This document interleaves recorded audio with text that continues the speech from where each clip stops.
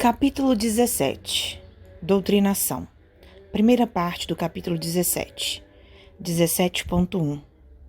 Terminavam os trabalhos de uma das reuniões comuns de estudos evangélicos, quando uma entidade muito simpática acercou-se de nós, cumprimentando o meu instrutor, que respondeu com espontânea alegria. Tratava-se de mãe afetuosa, que expôs sem rebuços as preocupações dolorosas que lhe assaltavam o espírito, solicitando o concurso valioso de Alexandre, logo após as primeiras palavras. Ó, meu amigo, até hoje permaneço em luta com o meu infortunado Marinho. Não obstante meus ardentes esforços, o pobrezinho continua prisioneiro dos poderes sombrios. Entretanto, esperançada agora em sua possível renovação, venho pedir-lhe a cooperação no serviço de auxílio à sua alma infeliz. Uma nova doutrinação? Interrogou o mentor solícito. Sim, disse a mãe angustiada, enxugando os olhos. Já recorri a diversos amigos que colaboram na oficina de trabalhos espirituais, onde conheço a sua atuação de orientador, e todos se prontificaram a prestar-me concurso fraterno. 17.2. Nota em Marinho sinais evidentes de transformação interior? Perguntou Alexandre. Ela respondeu em um gesto afirmativo com a cabeça e prosseguiu. Há mais de 10 anos, procuro dissuadi-lo do mau caminho, influenciando de maneira indireta.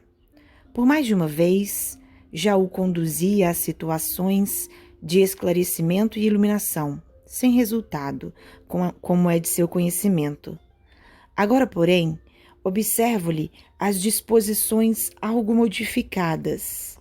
Não sente o mesmo entusiasmo ao receber as sugestões malignas dos infelizes companheiros de revolta e desesperação. Sente inexprimível tédio na posição de desequilíbrio e, vezes diversas, tenho tido a satisfação de conduzi-lo à prece solitária, embora sem conseguir furtá-lo ao fundo de rebeldia.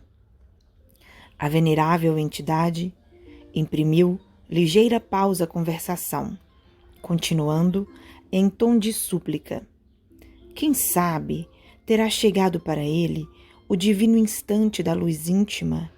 Muito venho sofrendo por esse pobre filho, desviado da estrada reta, e é possível que o Senhor me conceda presentemente a graça de reintegrá-lo na senda do bem. Para esse fim, estou congregando as minhas afeições mais puras. Em seguida, fixando o mentor com um estranho brilho nos olhos, implorou. Ó Alexandre, conto com seu apoio decisivo. Preciso trabalhar por Marinho, de cuja desventura me julgo culpada até certo ponto, e confesso-lhe, meu amigo, que me sinto cansada em profunda exaustão espiritual. Compreendo-a, exclamou o interlocutor comovido. A luta incessante para arrebatar um coração amado, prisioneiro das trevas, dá para esgotar a qualquer um de nós. Tenha calma, porém. Se Marinho permanece agora entediado diante dos companheiros de criminoso desvio, então será fácil ajudar-lhe o espírito, recolocando a caminho da verdadeira elevação. De outro modo, não me abalançaria ao concurso ativo. Confie em nossa tarefa e façamos por ele quanto estiver ao alcance de nossas possibilidades. Tudo está pronto no campo preparatório? 17.3. Sim, elucidou a respeitável matrona desencarnada. Alguns amigos me auxiliarão a trazê-lo, enquanto outros se encarregarão de ajudar Otávia, encaminhando convenientemente o assunto no agrupamento. Pois bem, concluiu Alexandre atencioso. Na noite aprazada, estarei presente, cooperando a favor dele, quanto seja possível. Depois de comovedores agradecimentos, estávamos novamente a sós. Por que a doutrinação em ambiente dos encarnados? Indaguei. Semelhante medida é uma imposição no trabalho desse teor? Não, explicou o instrutor. Não é um recurso imprescindível. Temos variados agrupamentos de servidores do nosso plano, dedicados exclusivamente a esse gênero de auxílio. As atividades de regeneração em nossa colônia estão repletas de institutos consagrados à caridade fraternal, no setor de iluminação dos transviados. Os postos de socorro e as organizações de emergência nos diversos departamentos de nossas esferas de ação contam com avançados núcleos de serviço da mesma ordem.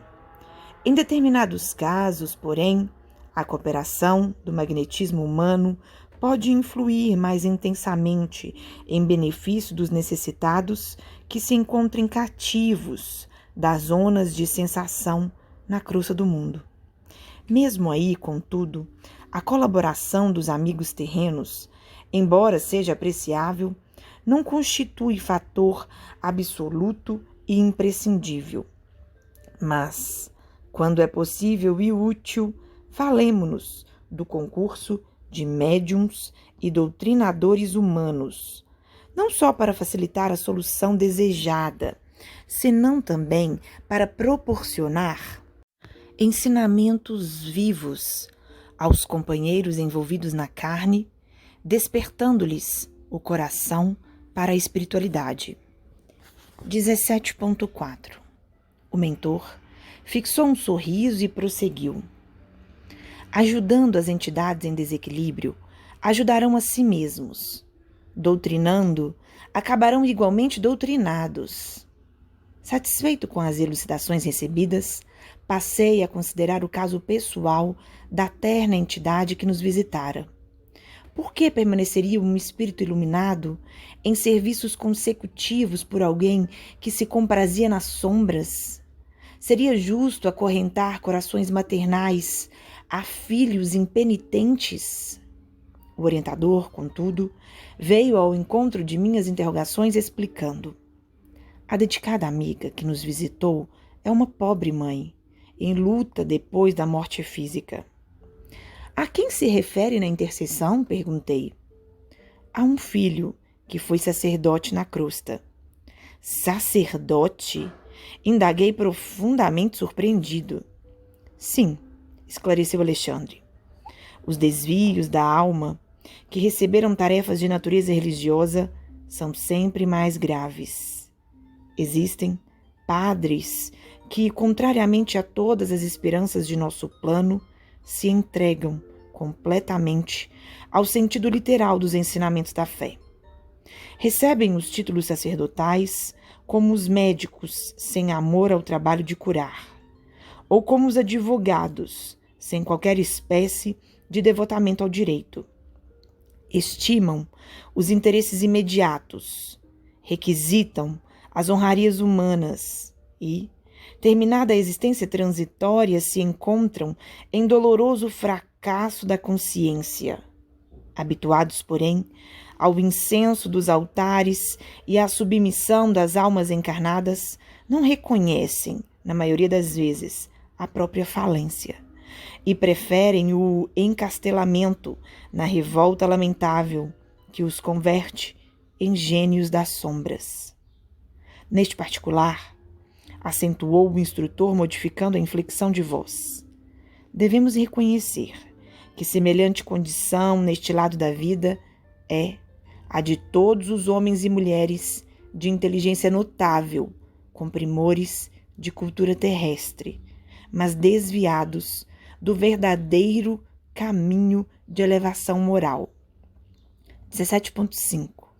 Comumente, as pessoas mais sensíveis e cultas criam um mundo que lhes é peculiar e esperam furtar-se à lei de testemunho próprio, no campo das virtudes edificantes. Acostumadas à fácil aquisição de vantagens convencionais na crosta, pretendem resolver, depois da perda do corpo físico, os problemas espirituais pelo mesmo processo e, encontrando tão somente a lei, que manda conceder a cada um segundo as suas obras, não raro, agravam a situação, internando-se no escuro país do desespero, onde se reúnem as inúmeras companhias da mesma espécie. Dentre as criaturas dessa ordem, sobressai a elevada percentagem dos ministros de várias religiões. Referindo-nos apenas aos das escolas cristãs, verificamos que a maioria não pondera na exemplificação do próprio Mestre Divino. Cerram olhos e ouvidos aos sacrifícios apostólicos. Simão Pedro, João Evangelista, Paulo de Tarso representam para eles figuras demasiadamente distantes. Apegam-se às decisões meramente convencionais dos concílios, estudam apenas os livros eclesiásticos e querem resolver todas as transcendentes questões da alma por meio de programas absurdos de dominação pelo culto exterior. Erguem basílicas suntuosas, olvidando o templo vivo do próprio Espírito. Homenageiam o Senhor como os orgulhosos romanos reverenciavam a estátua de Júpiter, tentando subornar o poder celeste pela grandeza material das oferendas. Mas ai! Esquecem o coração humano, menosprezam o espírito de humanidade, ignoram as aflições do povo a quem foram mandados a servir e, cegos aos próprios desvarios, ainda aguardam um céu fantástico que lhes entronize a vaidade criminosa e a ociosidade cruel. 17.8 Alexandre, neste ponto das elucidações, como se fora chamado a meditações mais profundas, silenciou por momentos, continuando em seguida. Para estes, André, a morte do corpo é um acontecimento terrível. Alguns enfrentam, corajosos, a desilusão necessária e proveitosa. A maioria, porém, fugindo ao doloroso processo de readaptação à realidade, precipita-se nos campos inferiores da inconformação presunçosa, organizando perigosos agrupamentos de almas rebeladas, com os quais temos de lutar por nossa vez. Quase todas as escolas religiosas falam do inferno de penas angustiosas e horríveis, onde os condenados experimentam torturas eternas. São raras, todavia, as que ensinam a verdade da queda consciencial dentro de nós mesmos, esclarecendo que o plano infernal e a expressão diabólica encontram início na esfera interior de nossas próprias almas. O orientador, amigo, fez novo intervalo e, depois de pensar a sós durante alguns instantes, considerou: você compreende. Os que caem por ignorância aceitam, com alegria, a retificação, desde que se mantenham em padrão de boa vontade sincera. Os que se precipitam no desequilíbrio, porém, atendendo à sugestão do orgulho, experimentam grande dificuldade para ambientar a corrigenda em si mesmos. Precisam edificar maior patrimônio de humildade antes de levarem a efeito a restauração imprescindível. Observando que o mentor silenciara novamente, perguntei: se, porém, o erro voluntário pertence ao sacerdote, no caso em exame, como explicar o sacrifício materno? Alexandre não hesitou.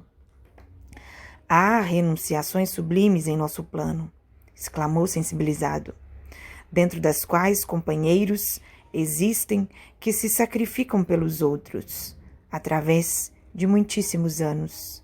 Mas, no processo sob nossa observação, a nossa amiga tem a sua porcentagem de culpa. Na qualidade de mãe, ela quis forçar as tendências do filho jovem.